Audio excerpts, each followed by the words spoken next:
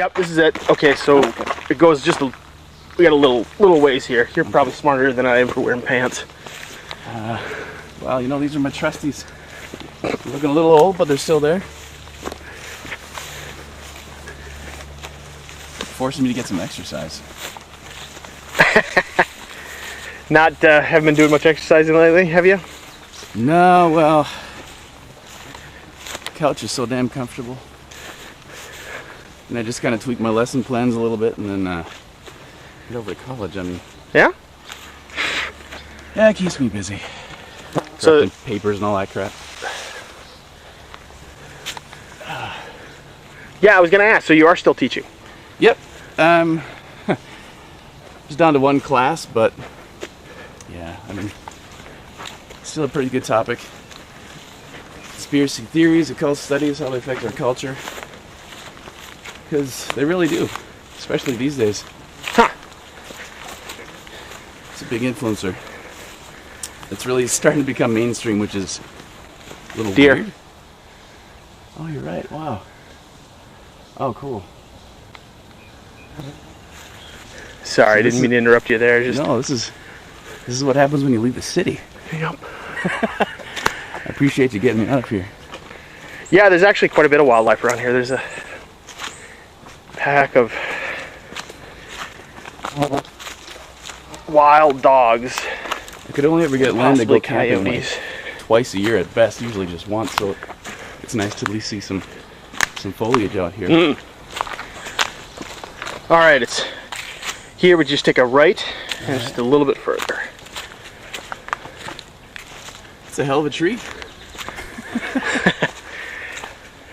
You know, actually, this reminds me when me and Nibs went out to that cabin out in the middle of nowhere. Oh, yeah. Thing. And the Nibs dropped your sweet camera right there, right in the water. Hey, still working. Hey, yeah, it came out okay. That's the thing that has a night shot on it, right? Very good night shot. Yeah, that's kind of why I kept it around. Well, hey, if it works, right? It does. It's a little outdated. It's heavy. Kind of like me. Is that thing on tape? That's tapes? Yeah, it's mini DV tapes. Okay. They were all the rage back in the early 2000s. Hey, whatever works. Yeah.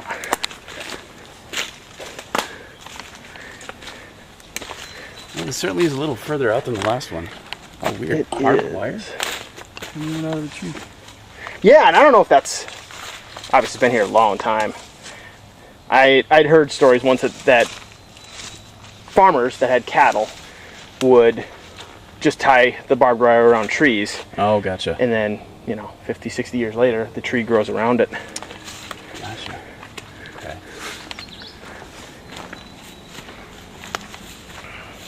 Oh. What the hell? Yeah, so it's right down here.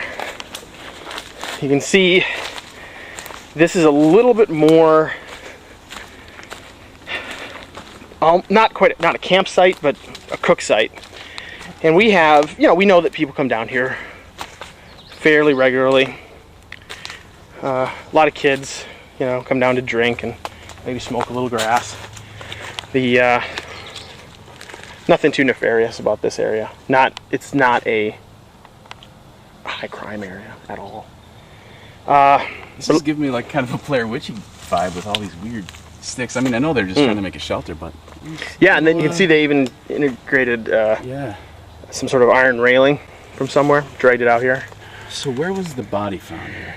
So here's the thing: the body was found right between us here on the ground, laid on its back, and it had been chewed up pretty good. As I said before, there's a pack of wild dogs. Maybe they're coyotes.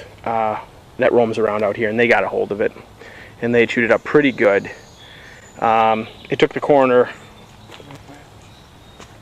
a little bit of work, but he did eventually identify the cause of death as puncture wounds, stab wounds to the base of the skull.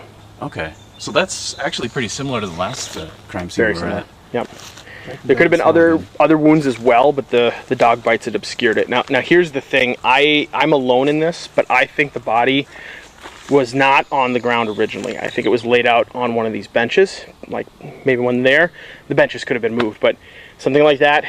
I think the dogs started chewing on it, couldn't get a good angle on it, grabbed it by the pant leg, dragged it out onto the ground here to finish their dinner. So the body. So you think the body was laid out on one of these benches right here?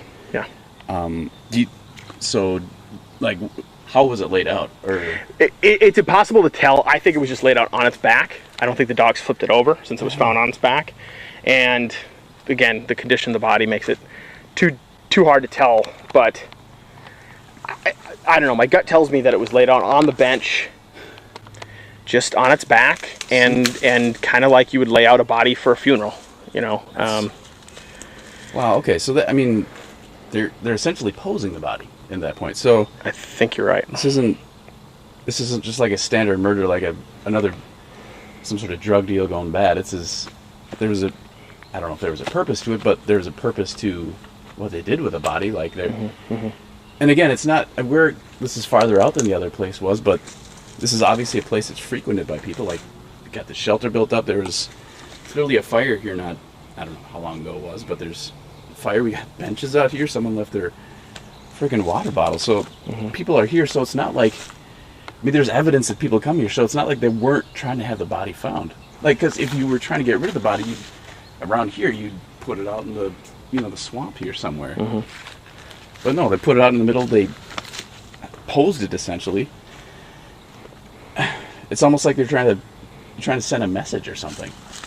I mean, this is weird. Yeah, I think you're right about a lot of that. Animals, larger game, they do die out here of natural causes and start to decompose. So you could drop a body out in that marsh, let nature take its course, and no one would really think to go see what the smell was. They just assume it was a deer. So this body was dumped, but dumped in a way that it would be found. Eventually, and I think someone dumped it here so that it would be found, but not right away. Okay, interesting. Yeah, I'm getting a weird vibe. I mean, even the route we came in, you saw it. Yeah. There are even spots along that route that would be a better dump site if you wanted to hide the body.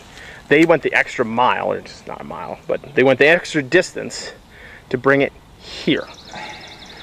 Wow. And here being a place that, unlike some of the other sites, there's really no criminal activity connected to it, previous criminal activity. Okay. And the wounds, as you said, are very similar. The wound channels are very long and narrow. We're thinking it had to have been at least a 7-inch blade, very narrow, no wider than like 1.2 inches at the base. So not a hunting knife, not a kitchen knife. It is some sort of a dagger or a dirk, possibly a stiletto. And again, base of the skull. Like, I mean, it's too early to call, but I'm really feeling like there's a pattern emerging here. Well, I'll do some more research. I'll probably just take a few more shots around here. I don't think there's probably much more we can get, because if there's wild animals coming through here and people partying, it's going to be pretty well obscured. But at least for me, it really helps to get a sense of the location, and the location as pertaining to the use of it, the function of it. So, well, I appreciate it. This helps. Yeah, I appreciate you giving it a look, sharing your thoughts. All right, well, and we get a chance, let's check out the third crime scene. But I think for now, sure. I think I should be good. All right. Thanks, Neil. No problem, Cal. Appreciate it.